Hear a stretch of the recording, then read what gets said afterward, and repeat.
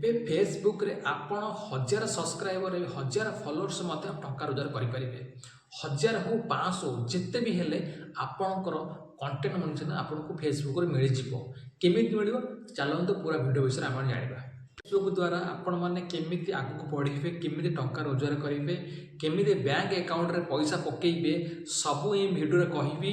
ପ୍ରଥମେ ଭିଡ଼ିଓକୁ ଆଗକୁ ଯିବା ପୂର୍ବରୁ ଆପଣ କ'ଣ କରିବେ ନା ଓଡ଼ିଆ ଟେକ୍ ରାଜା ଚ୍ୟାନେଲକୁ ସବସ୍କ୍ରାଇବ୍ କରନ୍ତୁ, ଭିଡ଼ିଓକୁ ବହୁ ମାତ୍ରା ସାଙ୍ଗମାନେ ସେୟାର କରନ୍ତୁ। ଆପଣ କ'ଣ କରିବେ ନା ଫେସବୁକ୍ରେ ବର୍ତ୍ତମାନ ଫଟୋ ରିଲ୍ସ ଭିଡ଼ିଓ ଅପଲୋଡ଼ କରିକି ବହୁତ ସାରା ପଇସା ରୋଜଗାର କରୁଛନ୍ତି। ଆପଣ କ'ଣ କରିବେ ନା ଆପଣଙ୍କର ଫେସବୁକ୍ ସମସ୍ତଙ୍କ ପାଖରେ ଫେସବୁକ୍ ଗୋଟେ ଯାହା ବି ହେଲେ ପ୍ରୋଫାଇଲ୍ ଅଛି, ସେ ପ୍ରୋଫାଇଲ୍ ଦ୍ୱାରା ଆପଣ ପଇସା ରୋଜଗାର କରିପାରିବେ। କେମିତି କରିବେ ଆପଣ ପଇସା ରୋଜଗାର ନା ଆପଣଙ୍କର ଯେଉଁ ପ୍ରୋଫାଇଲ୍ ଅଛି ତାକୁ ଆପଣ କ'ଣ କରିବେ ନା ଆପଣଙ୍କର ପ୍ରଫେସନାଲ ମୋଡ଼କୁ ଅନ୍ କରିବାକୁ ପଡ଼ିବ। ଆପଣଙ୍କର ପ୍ରଫେସନାଲ ମୋଡ଼ ଅନ୍ କଲେ ଯାଇକି ତାପରେ ଆପଣ ଫେସବୁକ୍ରୁ ମୋନେଟାଇଜ୍ କରିବେ ଏବଂ ତାପରେ ଟଙ୍କା ରୋଜଗାର କରିବେ। ଆପଣ ଏ ଦେଖନ୍ତୁ ସ୍କ୍ରିନ୍ରେ ମୋର ଦେଖନ୍ତୁ, ମୋର ବର୍ତ୍ତମାନ ମୁଁ ଯେଉଁ ପ୍ରଫେସନାଲ ମୋଡ଼ ଯେଉଁ ଅନ୍ କରିଛି ଏବଂ ମୁଁ ସେଥିରେ କ'ଣ କରୁଛି ନା ସିଙ୍ଗିଂ ଚ୍ୟାନେଲ୍ କରୁଛି। ଆପଣ କେମିତି ସିଙ୍ଗିଂ ଚ୍ୟାନେଲ୍ କରିକି କିମ୍ବା ଆପଣ ରିଲ୍ସ ପକାଇ କିମ୍ବା ଆପଣଙ୍କର ଫଟୋ ପକାଇ ଆପଣ ବହୁତ ସାରା ଚ୍ୟାନେଲ୍ ମୋନେଟାଇଜ୍ କରିପାରିବେ। କେମିତି କରିବେ ନା ପ୍ରଥମେ ଆପଣଙ୍କୁ ପ୍ରଫେସନାଲ ମୋଡ଼କୁ ଅନ୍ କରିବାକୁ ପଡ଼ିବ। ତାପରେ ପ୍ରଫେସନାଲ ଅନ୍ ମୋଡ଼ କରିସାରିଲା ପରେ ଆପଣଙ୍କର ଯେଉଁ ଫେସବୁକ୍ରେ ଅଛି ଆପଣଙ୍କର ବାୟୋରେ କିଛି ଲେଖିବେ, ଆପଣ କ୍ୟାଟେଗୋରୀ ଲଗାଇବେ। କ୍ୟାଟେଗୋରୀ ମାନେ ଆପଣ କେଉଁଥିରେ ନା ବ୍ଲଗ୍ ଚ୍ୟାନେଲ୍ ବନାଇବେ, ନା ୟୁଟ୍ୟୁବ ବିଷୟରେ କହିବେ, ନା କିଛି ଏଣ୍ଟରଟେନ୍ କରିବେ, ନା କମେଡ଼ି କରିବେ, ତାପରେ ଆପଣ ଯାଇକି ଆଗକୁ ବଢ଼ିପାରିବେ। ସେମିତି କ୍ୟାଟେଗୋରୀ ଆପଣ ସିଲେକ୍ଟ କରିବେ। କ୍ୟାଟେଗୋରୀ ସିଲେକ୍ଟ କରିସାରିଲା ପରେ ଆପଣଙ୍କର ଫେସବୁକ୍ରେ ଯେଉଁ ପ୍ରଫେସନାଲ ମୋଡ଼ ଅନ୍ ହେଇଗଲା, ତାପରେ ଆପଣ କ'ଣ କରିବେ ନା ପ୍ରତିଦିନ 2-3ଟି ରିଲ୍ସ, 1-2ଟା ଫଟୋ ଏବଂ ଆପଣଙ୍କର ଭିଡ଼ିଓ ଆପଣ ଅପଲୋଡ଼ କରିପାରିବେ। ଅପଲୋଡ଼ କରିସାରିଲା ପରେ ଆପଣଙ୍କୁ ଯେଉଁ 5ଟି ଟୁଲ୍ସ ଅଛି, ଯେଉଁଟାକି ଷ୍ଟାର, ଫେସବୁକ୍ ଆଡ୍ସ, ଯେଉଁଟାକି ଆପଣଙ୍କର ବୋନସ୍ ଏବଂ ଆପଣ ଲାଷ୍ଟକୁ ରହିବ କଣ୍ଟେଣ୍ଟ ମୋନେଟାଇଜେସନ୍। କଣ୍ଟେଣ୍ଟ ମୋନେଟାଇଜେସନ୍ ହେଉଛି ମେନ୍, ଯେଉଁଥିପାଇଁ ଆପଣଙ୍କୁ ଫେସବୁକ୍ ଆପଣଙ୍କୁ ପଇସା ରୋଜଗାର କରିବା ପାଇଁ ପନ୍ଥା ଦେଖାଇଦେବା। ସେଥିପାଇଁ ଆପଣ କ'ଣ କରିବେ ନା A to Z ଜାଣିବା ପାଇଁ ଭିଡ଼ିଓକୁ ଲାଇକ୍ ତ ନିଶ୍ଚିତ ଭାବରେ କରନ୍ତୁ।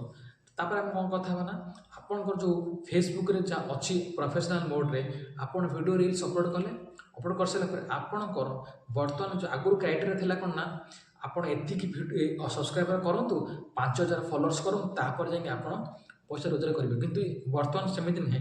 ଆପଣଙ୍କର ଫେସବୁକ୍ ଦେଖିବ ଯେ ଆପଣ କଣ୍ଟିନ୍ୟୁଅସଲି କାମ କରୁଛନ୍ତି କି ନାହିଁ। ଯଦି ଆପଣ କଣ୍ଟିନ୍ୟୁଅସଲି କାମ କରୁଛନ୍ତି ତାହେଲେ ଆପଣଙ୍କର ଫେସବୁକ୍ ଚ୍ୟାନେଲକୁ ବା ଫେସବୁକ୍ ପ୍ରୋଫାଇଲକୁ ବା ଫେସବୁକ୍ ପେଜ୍କୁ ଆପଣଙ୍କୁ କଣ୍ଟେଣ୍ଟ ମୋନେଟାଇଜେସନ୍ ମିଳିଯିବ।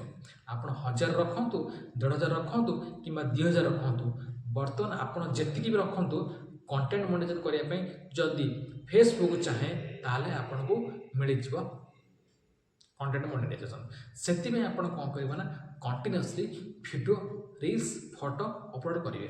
ଯେଉଁଥିପାଇଁ ସେ ଭାବିବେ କ'ଣ ନା ଏଇ ଯେଉଁ ଯିଏ ଫେସବୁକ୍ କରିଛି ଓପନ୍ କରିଛି ସେ କଣ୍ଟିନ୍ୟୁଅସଲି କାମ କରୁଛି। ସେଥିପାଇଁ ତାପରେ ଆପଣଙ୍କର ଫେସବୁକ୍ ପ୍ରୋଫାଇଲକୁ ସେ କଣ୍ଟେଣ୍ଟ ମୋନେଟାଇଜେସନ୍ ରାଇଟ୍ ଚିହ୍ନ ଦେଇଦେବ। ସେଟଅପ୍ ଦେଇସାରିଲା ପରେ ଆପଣ ସେଟଅପ୍ କ'ଣ କରିବେ ନା ବ୍ୟାଙ୍କ ଆକାଉଣ୍ଟକୁ ଆଡ଼୍ କରିବେ। କଣ୍ଟେଣ୍ଟ ମୋନେଟାଇଜେସନ୍ ହେଇସାରିଲା ପରେ ବ୍ୟାଙ୍କ ଆକାଉଣ୍ଟ ଆଡ଼୍ କରିବେ। ବ୍ୟାଙ୍କ ଆକାଉଣ୍ଟ ଆଡ଼୍ କରିସାରିଲା ପରେ ଆପଣ ଗୋଟେ ଟ୍ୟାକ୍ସ ଫର୍ମ ରହିବ, ୟୁଏସ୍ ଟ୍ୟାକ୍ସ ଫର୍ମ ଦେଇସାରିଲା ପରେ ଆପଣଙ୍କର ପୁରା ଫେସବୁକ୍ ଆକାଉଣ୍ଟ ରେଡ଼ି ହେଇଗଲା। ତାପରେ ଯେତେବେଳେ ଆପଣଙ୍କର $25 ମିଳିବ ଆପଣଙ୍କର ପଇସା ଆପଣଙ୍କ ଆକାଉଣ୍ଟକୁ ଆସିଯିବ। କେତେ? $25।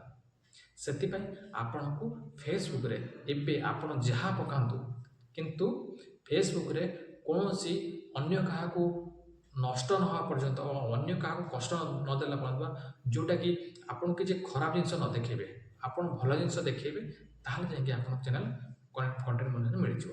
ସେଥିପାଇଁ ଭିଡ଼ିଓଟି କେମିତି ଲାଗିଲା? ଭଲ ଲାଗିଥିଲେ ଆପଣ ନିଶ୍ଚିତ ଭାବରେ ଭିଡ଼ିଓକୁ ଲାଇକ୍, ସବସ୍କ୍ରାଇବର, ଭିଡ଼ିଓକୁ ଚ୍ୟାନେଲକୁ ସବସ୍କ୍ରାଇବ୍ କରିବା ଭୁଲିବେ ନାହିଁ।